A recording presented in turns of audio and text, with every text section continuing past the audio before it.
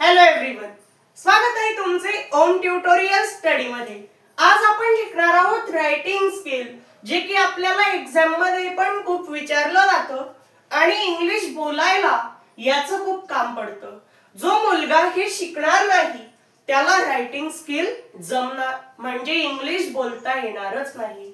तर writing skill म्हणजे काय?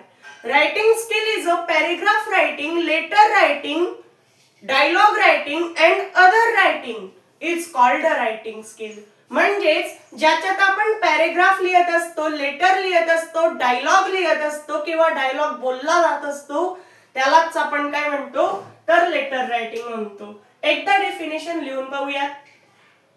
Writing skill, writing skill is a paragraph writing is a paragraph writing, paragraph writing, letter writing,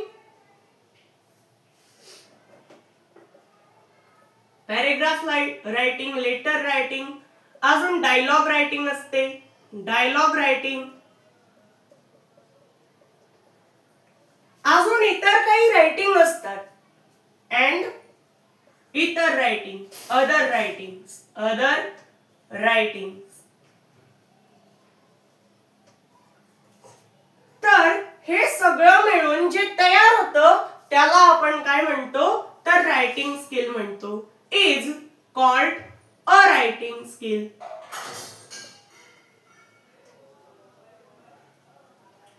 Writing skill is a paragraph writing, letter writing, dialogue writing and other writings. It's called a writing skill. He definition पाठ करून घ्या किंवा वहीत लिहून घ्या, नाहीतर screenshot सुद्धा काढू शकता तुम्ही। तर आता लेटर रायटिंग, रायटिंग स्किलच्या काही टाइप्स असतात, पण आज ज्या टाइप्स मी कव्हर करणार आहे त्याच मी तुम्हाला सांगेन। फक्त 2 टाइप्स आपण आज कव्हर करू, कारण की नाहीतर व्हिडिओ आपला 4-5 तासांचा सुद्धा बनू शकतो। त्याच्यामुळे आपण अर्धा 1 तासाच्या वरती व्हिडिओ नाही घेणार। तर पुढे जाऊया।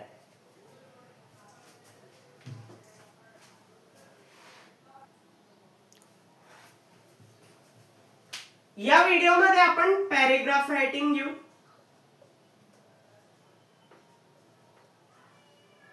पॅराग्राफ रायटिंग घेऊ,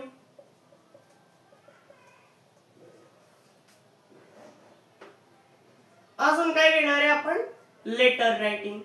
हे 2 मेन पेपरात येणाऱ्या टाइप्स असतात, 6 महिला सुद्धा आणि 12 महिला सुद्धा।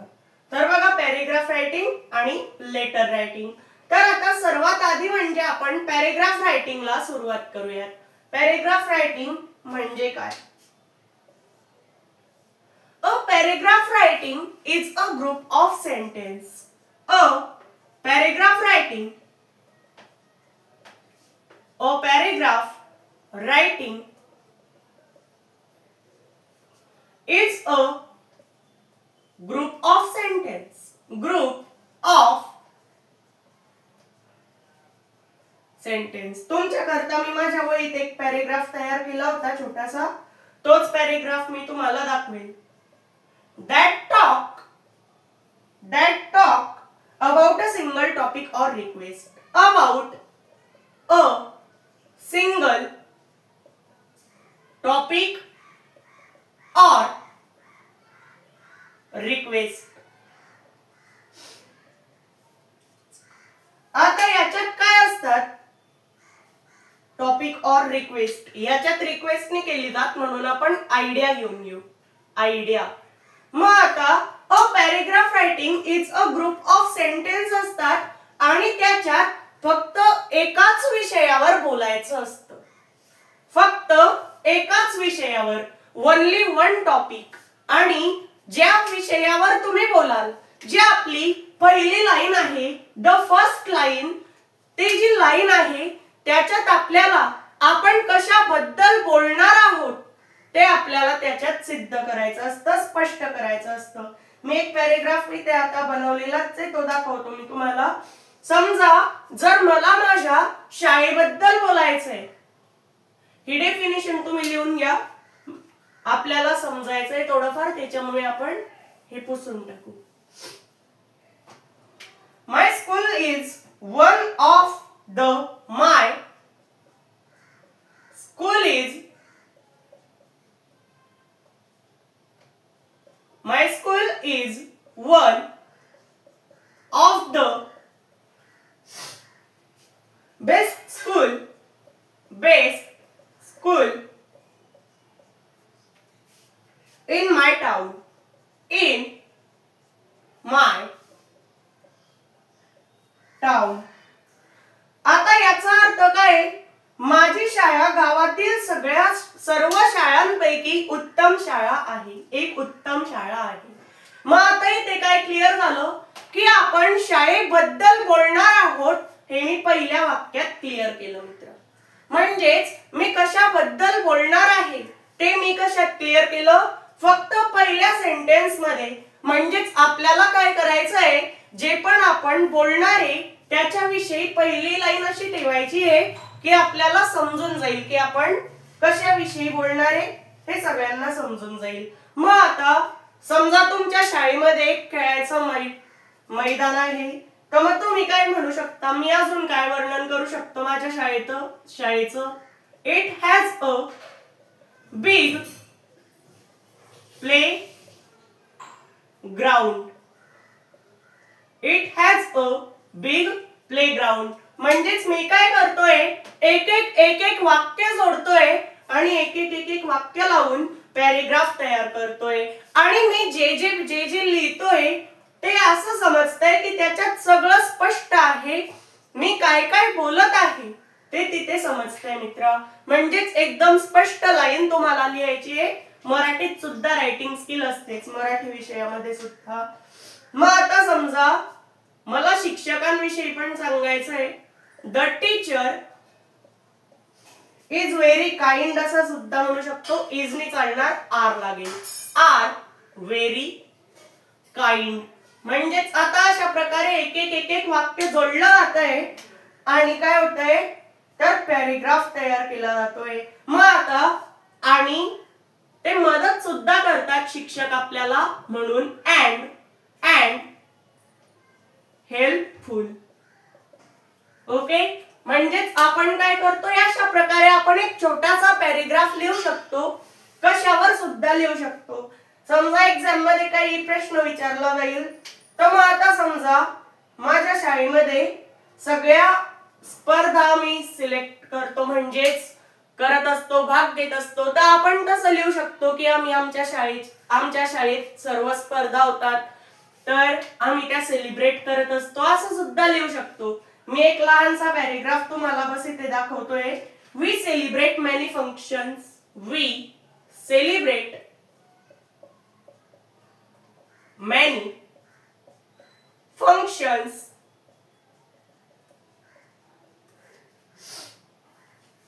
in our school. In our school.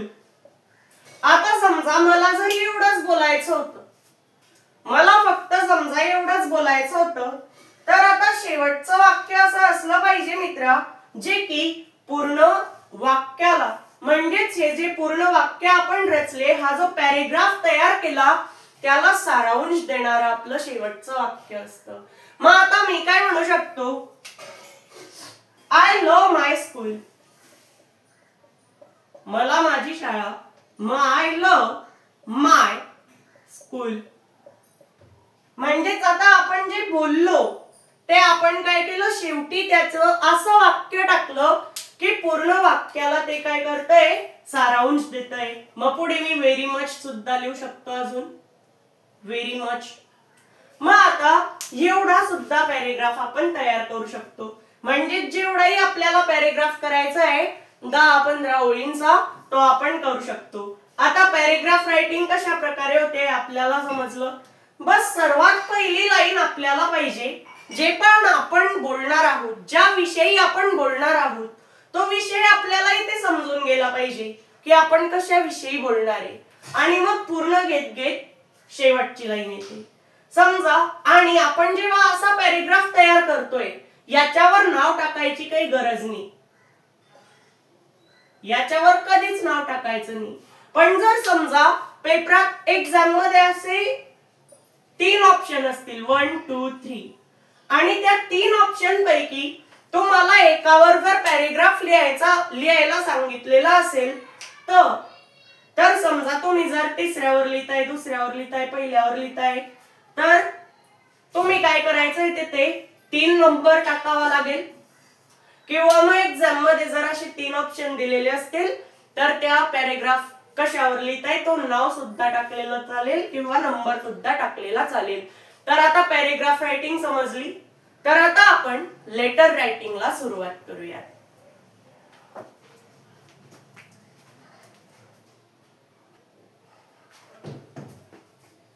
आता लेटर रायटिंग काय असते? A letter writing is a written message from one person to another usually containing information, feelings or request. आता आपण लेटर रायटिंग मध्ये मेसेज लिहित असतो. एका जणाकडून तो दुसऱ्याला आपण देत असतो. त्याचा वापर आपण माहिती देण्याकरता, भावना सांगायकरता किंवा रिक्वेस्ट करायकरता करत असतो. पण लेटर रायटिंगच्या 2 टाइप्स असतात. किती? 2 types of letter writing. 2 types of letter writing. मग पहिली म्हणजे फॉर्मल लेटर. फॉर्मल लेटर ज्याला मराठीतून औपचारिक पत्र आपण म्हणतो, फॉर्मल लेटर. आणि दुसरी टाइप्स म्हणजे इनफॉर्मल लेटर. हे असतं अनौपचारिक, इनफॉर्मल लेटर.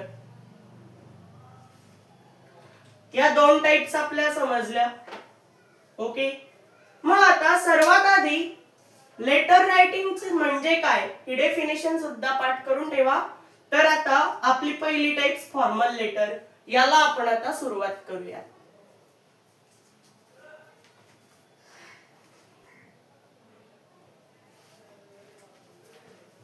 तर आता फॉर्मल लेटर म्हणजे काय? A formal letter is an official letter. Formal letter एक ऑफिशियल लेटर असतं. Written to authorities, principals, teachers, officers or organization for same specific purpose like application, complaint or request. आता हे पत्र प्रिन्सिपल्सला लिहिलं जातं किंवा शिक्षकांना लिहिलं जातं. ऑफिसर्सला म्हणजे जे ऑफिसर्स आहेत त्यांनाही लिहिलं जातं. किंवा ऑर्गॅनायझेशन फॉर सेम स्पेसिफिक पर्पज, एक specific purpose like application, complaint किंवा रिक्वेस्ट करायसाठी सुद्धा आपण याला वापरत असतो. कंप्लेंट और रिक्वेस्ट. नाहीतर आपण फक्त शिक्षकांकडे कंप्लेंट थोडी करतो, रिक्वेस्ट पण करू शकतो. तर त्याला हे पत्र वापरलं जात असतं, ज्याला की आपण म्हणतो फॉर्मल लेटर. बस फॉर्मल मध्ये आणि इनफॉर्मल काय तर लक्षात घ्या. ओके. तर आता आपण एक पत्र लिहून बघूयात याच्यावर.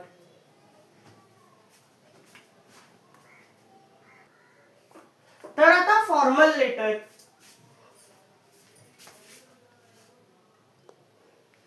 फॉर्मल लेटरची सुरुवात कशी होते? तर सर्वात आधी ते कोणाकडून आहे हे सांगायचं असतं. तर कडूनला आपण इंग्लिश मधून काय म्हणतो? थोडंसं लहान लिहू आपण. फ्रॉम. फ्रॉम आणि एक कॉमा द्यायचा. मग फ्रॉम म्हणल्यानंतर ते कोणाकडून आहे, मी फक्त माझं नाव इथे टाकेल.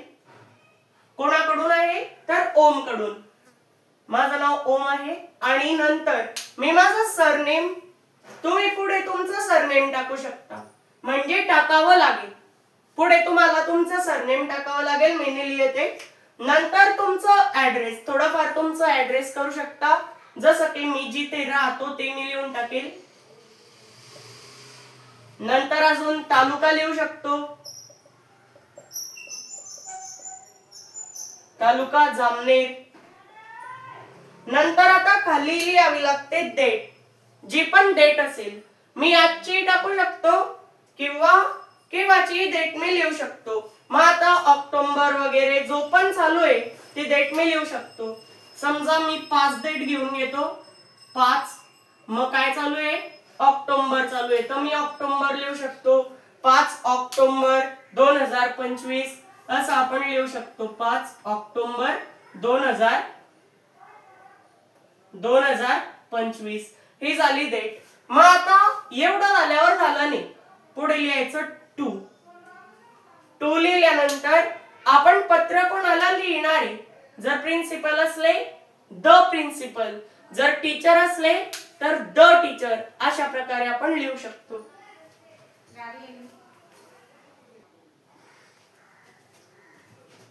मग आता टू लिहिल्यानंतर आपण काय करू शकतो.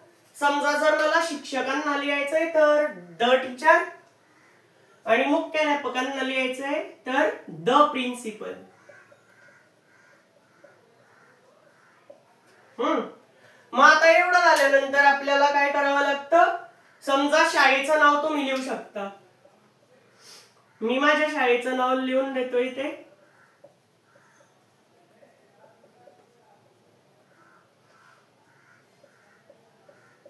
आणि शाळेचं नाव लिहिल्यानंतर मला इथे जागा नाहीये, तर मग समजा मी माझ्या गावाचं नाव, हे झालं माझ्या शाळेचं नाव कंप्लीट. आणि मग आता याच्यानंतर मी काय करू शकतो, थोडीशी जागा सोडायची. ते तुम्ही काय करा, तुमच्या वहीची थोडीशी जागा सोडा, एक लाईन सोडा. मला इथे जागा नाहीये म्हणून मी जागा नाही सोडते, तुम्ही एक लाईन सोडा. सब्जेक्ट. मग आता सब्जेक्ट आपल्याला लिहायचं आहे ऍप्लिकेशन फॉर लिव्ह. म्हणजे मला समजा सुट्ट्या मागायच्या आहे तर मी ऍप्लिकेशन फॉर लिव्ह टाकतोय. Application for leave. आता हे एक ऑफिशियल लेटर आहे म्हणून हे कशात येतंय तर फॉर्मल मध्ये येणार आहे. समजा मी तुम्हाला 1-2 ओळी लिहून दाखवतो. मग आता याच्यानंतर अजून एक लाईन सोडा, तुमच्या बुकची अजून एक लाईन सोडा. मला इकडे लिहावं लागलं तर. मग आता तुमच्या वहीची अजून एक लाईन सोडा, मी सोडणार नाही. मग मी इथे लिहू शकतो रिस्पेक्टेड सर, असं लिहायचं रिस्पेक्टेड सर. मग आता याच्यानंतर रिस्पेक्टेड सर लिहिल्यानंतर कॉमा द्यायचा. नंतर समजा मला लिहायचंय, नंतर मला जे पण लिहायचंय ते मी इथे लिहू शकतो. मग आता याच्यानंतर सगळं झालं, फ्रॉम, नेम सगळं झाल्यानंतर आणि नंतर रायटिंग झाल्यानंतर आपण तिथे थँकिंग यू हे टाकणं आपल्याला कंपल्सरी असतं. थँकिंग यू म्हणजे जे पण लिहायचंय ते आलं इथे 4-5 लाईन मध्ये, किंवा मोठं सुद्धा आपण लिहू शकतो. जेवढंही आपल्याला लिहायचंय तेवढं आपण इथे लिहू शकतो. मग आपण पुढे लिहू युअर फेथफुली. एक लाईन सोडलेली पाहिजे तुम्ही याच्याकरता. आणि मग शेवटी तुमचं नाव हवं. मग शेवटी वापस तुमचं नाव आलं पाहिजे, म्हणजे ते झालं फॉर्मल लेटर. वापस मी इथे माझं नाव लिहू शकतो. तर आता अशा प्रकारे फॉर्मल लेटर असतं, जे की ऑफिशियल लेटर असतं. कोणत्याही ऑफिसर्सला द्यायकरता आपण फॉर्मल लेटरचा वापर करतो. तर आता फॉर्मल लेटर क्लिअर झालं. मला जे पण लिहायचं होतं ते मी इथे लिहिलं समजा. अशा प्रकारे आपलं झालं फॉर्मल लेटर. तर आता आपण इनफॉर्मल लेटरला सुरुवात करूया.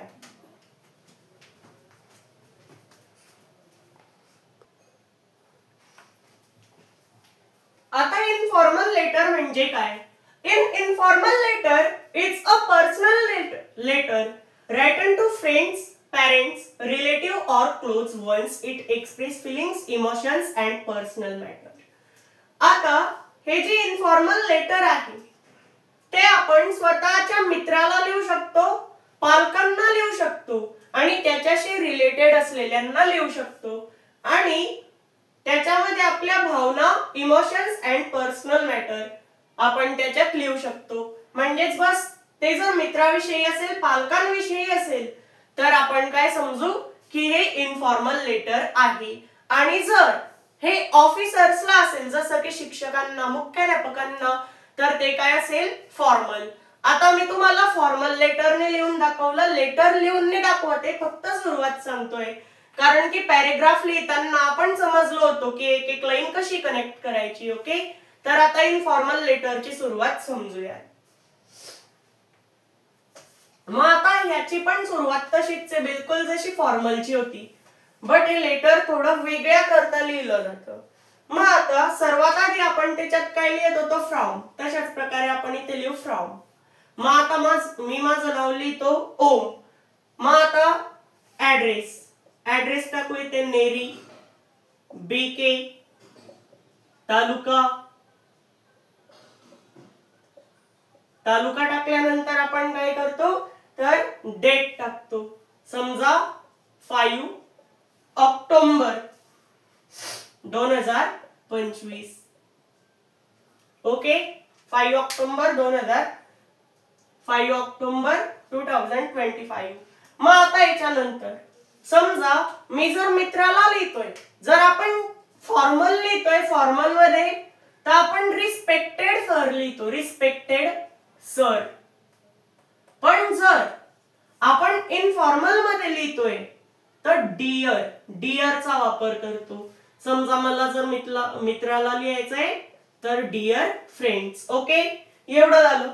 मग आता जे पण लिहायचंय, how are you, I am fine here, I bought a new story book yesterday, मी खूप सारे पुस्तकं घेतले आहेत, तू आल्यावर तुला दाखवतो. अशा प्रकारे आपण लिहू शकतो. म्हणजे जे पण लिहायचंय ते आपण अशा 4-5 ओळींमध्ये लिहू शकतो. ओके, म्हणजे समजा आपण इथे लिहिलं. मग आता लिहिल्यानंतर आपल्याला काय करावं लागेल, समजा आता हे लिहून झालं आपलं. मग आता लिहिल्यानंतर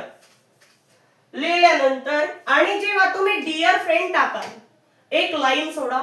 तारीख टाकून झाल्यावर एक लाईन आपल्याला सोडायची असते आणि मग आपण डिअर फ्रेंड टाकतो. मग आता याच्यानंतर आपल्याला काय टाकायचंय, जेव्हा समजा आपलं लिहिणं होईल तर आपण त्याच्यात थँकिंग यू टाकत होतो.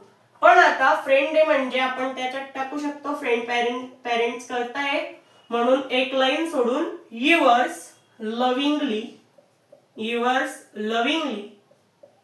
ओम, खाली मी माझं नाव टाकलं, झालं. ओके, म्हणजेच अशा प्रकारे आपण इनफॉर्मल लेटर लिहू शकतो. इनफॉर्मल लेटर्स आपल्या पालकांकरता आणि मित्रांकरता असतं आणि फॉर्मल लेटर हे ऑफिशियल लेटर असतं, जे की शिक्षकांना देता येतं, मुख्याध्यापकांना, शिक्षकांना. ओके, ते त्यांच्याकरता असतं. आता फॉर्मल आणि इनफॉर्मल लेटर समजलं आहे. तर आपण पुढच्या व्हिडिओमध्ये काय घेणार आहे ते आताच मी तुम्हाला सांगून देतो. तर पुढच्या व्हिडिओमध्ये आपण स्टोरी रायटिंग शिकणार आहोत. स्टोरी रायटिंग, नोटीस रायटिंग आणि इझी रायटिंग शिकणार आहोत. ओके, तर भेटूयात पुढच्या व्हिडिओमध्ये.